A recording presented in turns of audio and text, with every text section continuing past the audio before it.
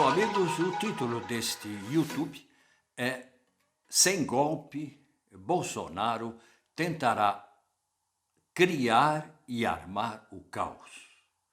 Estive ausente uma semana, o tempo para ir até Berlim, onde marcamos o encontro com minhas filhas.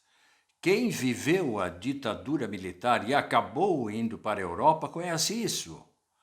A maioria retornou, mas acabei ficando. E, como eu vivia aqueles anos, por isso me preocupo em alertá-los para não serem apanhados desprevenidos. Pois ainda há alguns dias, um dos filhos do presidente confirmou numa entrevista que haverá confusão nas eleições. Quanto mais perto ficam as eleições, tanto mais claras se tornam as intenções golpistas do presidente Bolsonaro. Praticamente toda a mídia brasileira e mesmo parte da mídia internacional passou a se preocupar com o risco de golpe nas eleições presidenciais de outubro. Isso devido à insistência com que o presidente procura desqualificar o voto eletrônico e criar um clima de desconfiança e dúvida caso seja derrotado. Porém, antes de continuarmos, se você já conhece esse canal, não se esqueça de se inscrever. E se você vê pela primeira vez esse canal, logo depois de ter visto, se gostar e concordar, não se esqueça de se inscrever. Este é um ano importante para marcarmos nossa posição. Pode também deixar um comentário, curtir e, importante, compartilhar com seus amigos. Falávamos no risco de golpe, ou pior do que isso, em luta armada. Mas a semana ajudou a se criar uma certa confiança quanto à não intervenção das Forças Armadas antes ou depois das eleições, com declarações e análises pelas quais os militares se negariam a participar desse tipo de aventura golpista. Em situação normal, já seria suficiente para se restaurar o clima de confiança nas instituições democráticas e abortar as ameaças. Entretanto, se há quase unanimidade das altas patentes militares pela legalidade e pelo respeito da Constituição, mais as declarações claras e firmes de ministros do Supremo Tribunal Federal e do mundo político provocaram o esvaziamento da possibilidade de um golpe, não estará assegurado um clima de tranquilidade durante as eleições se as sondagens não forem favoráveis à reeleição de Bolsonaro, agravando-se a partir do momento em que as apurações confirmarem sua derrota. O golpe proposto, inflado e sempre repetido por Bolsonaro desde os primeiros dias de seu governo, tem uma característica própria e se distingue da maioria dos outros golpes por não visar a conquista do poder, mas sua manutenção no poder.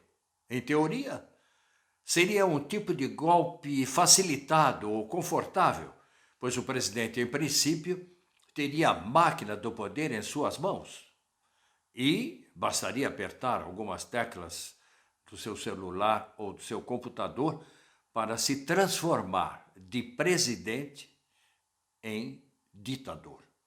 Poderia se transformar, mas não pode. O governo Bolsonaro foi um fracasso e a atual crise mundial lhe vai tirando os apoios dos seguidores fanáticos sem juízo crítico. Restam os milicianos e os fiéis teleguiados evangélicos, iludidos por pastores charlatães, únicos capazes de engolir a mirabolante história de que a invasão da Ucrânia e a crise econômica mundial decorrente é um sinal do próximo retorno de Cristo. Que baboseira, hein? O governo de Bolsonaro, já em seus estertores, está nas mãos do Centrão, ao qual não interessa promover agora um golpe, mesmo porque os empresários não querem, nem os Estados Unidos de Biden e nem o povo, pois existe uma rejeição de 60% ao governo Bolsonaro, segundo as últimas sondagens. Então, de onde provém as inquietações com as eleições? Da obsessão de Bolsonaro pelas armas, da sua velha frase dita na campanha eleitoral, pela qual a Procuradoria-Geral da República e o Supremo Tribunal Federal já poderiam ter impugnado naquela época a sua candidatura, de que bastaria se matar umas 30 mil pessoas, do seu símbolo de arminha, do seu apelo para o povo comprar armas em lugar de feijão e da sua frase "povo armado não será escravizado". E agora da proposta do seu filho, de um dos seus filhos, para se fazer publicidade em favor da compra de armas. Já se tornou evidente nas 4 linhas dos discursos de Bolsonaro, ele conclama indiretamente seus seguidores a não aceitarem sua derrota, se for esse o resultado das urnas pelo voto eletrônico. Uma recente sondagem mostrou o seguinte quadro: dos 30% dos eleitores bolsonaristas, 20% já se declararam dispostos a aceitar uma derrota de Bolsonaro, enquanto 10% afirmaram não aceitar nenhuma derrota, considerando ter havido fraude nas urnas e, por isso, será que todos eles, cerca de 5 milhões, decidirão usar da violência para manifestar seu desacordo? Provavelmente não, mesmo porque comprar uma arma custa caro.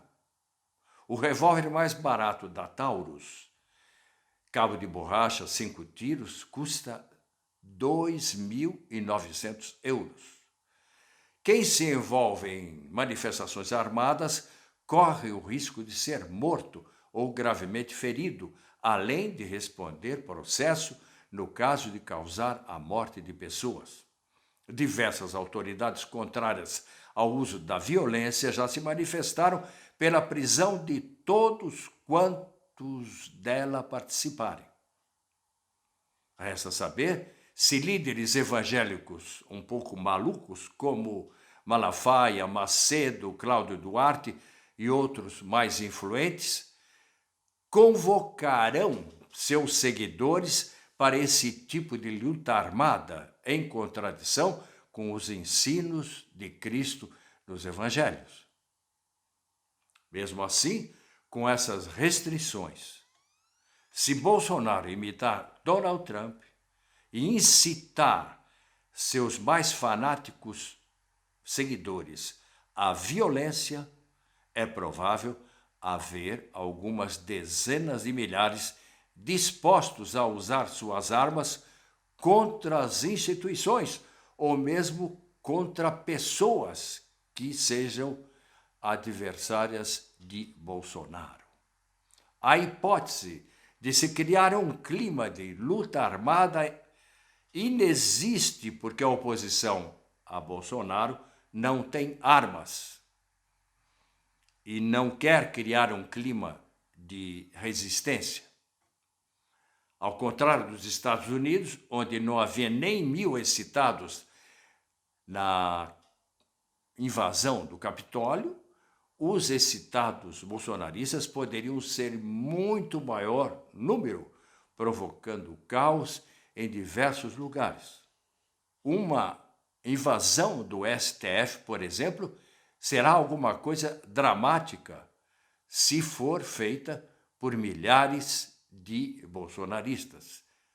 E eu tenho a impressão de que os ministros saberão tomar as medidas necessárias a talvez nem estarem no prédio nesses dias posteriores à derrota de Bolsonaro.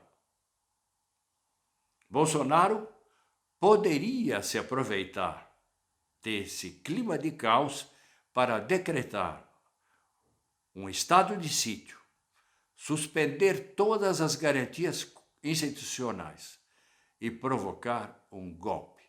Entretanto, mesmo que policiais e militares adiram ao começo da rebelião, é mais provável uma rápida intervenção do Exército contra os arruaceiros, com prisão do responsável por incitar seus seguidores contra o candidato eleito.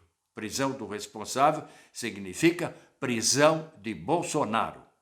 Embora possa haver choques em diversos lugares do país com mortes, hipótese pouco provável, o presidente do Senado assumiria a presidência até a posse do candidato eleito. Alguns comentaristas falam que esse clima acabaria levando a um golpe, mas sem Bolsonaro. Ou seja, a confusão, começo de luta armada, o exército interfere para garantir a Constituição, mas ao mesmo tempo se deixa levar pela tentação do golpe e há um golpe militar que se segue, mas um golpe sem Bolsonaro, porque nem o exército quer que o Bolsonaro continue. Mas esse risco, então, também existe com essa nova versão. Entretanto, após o controle das agitações, o mais provável nessa ficção política acima demonstrada seria um rápido retorno à legalidade com a posse de todos os eleitos dos seus cargos e a prisão de todos os envolvidos nessa tentativa de luta armada. Se você chegou até aqui, é porque gostou.